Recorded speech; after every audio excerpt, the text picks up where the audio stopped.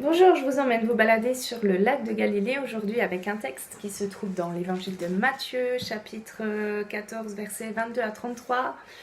Pour remettre un petit peu dans le contexte, cette histoire elle vient juste après une autre histoire qu'on connaît tous, qui est la multiplication des pains. Donc Jésus il va transformer 2 poissons et 5 pains de façon miraculeuse.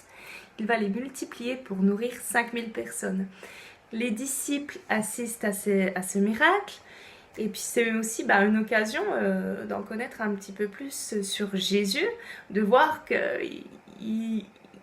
tout le monde ne peut pas faire ce genre de miracle, que c'est une personne aussi à part.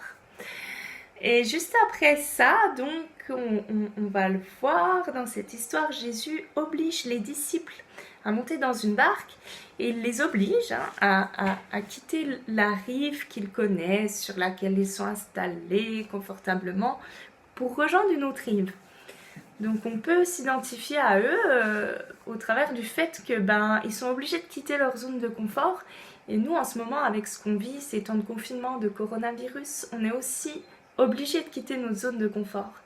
Savoir où est-ce qu'on met notre foi dans ces moments-là, ça c'est une réflexion personnelle. Quoi qu'il en soit, les disciples qui sont habitués à avancer avec Jésus à leur côté, qu'il les conseille, qu'il les enseigne, qu'il leur dit quoi dire, etc., se retrouvent en plein milieu de la nuit, seuls dans une barque. Et les éléments viennent se déchaîner contre eux. Il y a du vent, donc ça a créé de grandes vagues, une tempête. Et à ce moment-là, Jésus décide d'aller à leur rencontre pour venir à leur secours. Mais il le fait d'une façon surprenante, puisqu'il les rejoint en marchant sur le lac. Et il est dit au verset 26, « Quand les disciples virent marcher sur le lac, ils furent affolés à dire « C'est un fantôme ». Et dans leur frayeur, ils poussèrent des cris. Jésus leur dit aussitôt « Rassurez-vous, c'est moi, n'ayez pas peur ». Alors sûrement que les disciples ne s'attendent pas à voir l'intervention de Jésus à ce moment-là, et ils ne s'attendent surtout pas à le voir agir de cette façon-là, assez surprenante. Jésus il doit les rassurer sur son identité et il dit « c'est moi ». Et en réalité, cette expression « c'est moi », elle est beaucoup plus marquée dans le texte d'origine qui a été écrit en grec et qui nous renvoie à un autre épisode de l'Ancien Testament où là, c'est Moïse qui a une révélation de Dieu, qui voit Dieu apparaître dans le buisson ardent. Il va demander à Dieu « quel est ton nom ?» Et Dieu va lui dire « je suis celui qui suis ». Et au travers de ce « je suis celui qui suis », ça renvoie carrément à l'existence absolue, à l'être infini qu'est Dieu.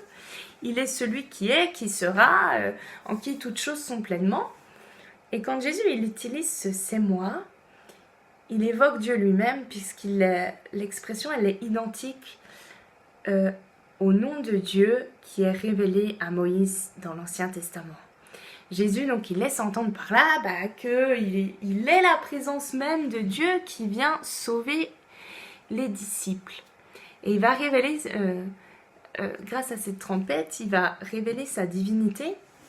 Les disciples vont avoir cette révélation de Jésus qui est Dieu, non seulement au travers de ça, mais aussi au travers des circonstances, puisque Jésus, il vient dominer les éléments naturels, il vient marcher sur le lac, il est au-dessus, il domine en effet la mer comme on peut le voir représenté ici par cette couche d'huile.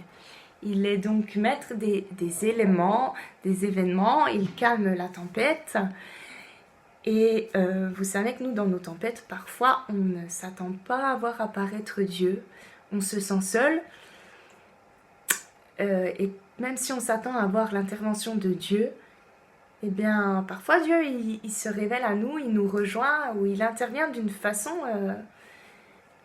inédite, d'une façon à laquelle on ne s'attend pas, comme il a fait avec les disciples. Alors, est-ce qu'à ce moment-là, on le reconnaît? Est-ce qu'on reconnaît l'intervention de Dieu dans nos tempêtes, alors qu'il le fait parfois de façon un peu surprenante? Parce que c'est nous-mêmes parfois qui avons restreint Jésus, qui avons cette image d'un Jésus familier, mais pour autant, Dieu il intervient peut-être pas de la façon dont on le souhaite ou comme nous on le pense, parce que notre intelligence humaine est restreinte et Dieu fait ce qu'il veut. Il émet des événements, donc il fait les choses de la façon dont il veut, sinon ce serait pas Dieu.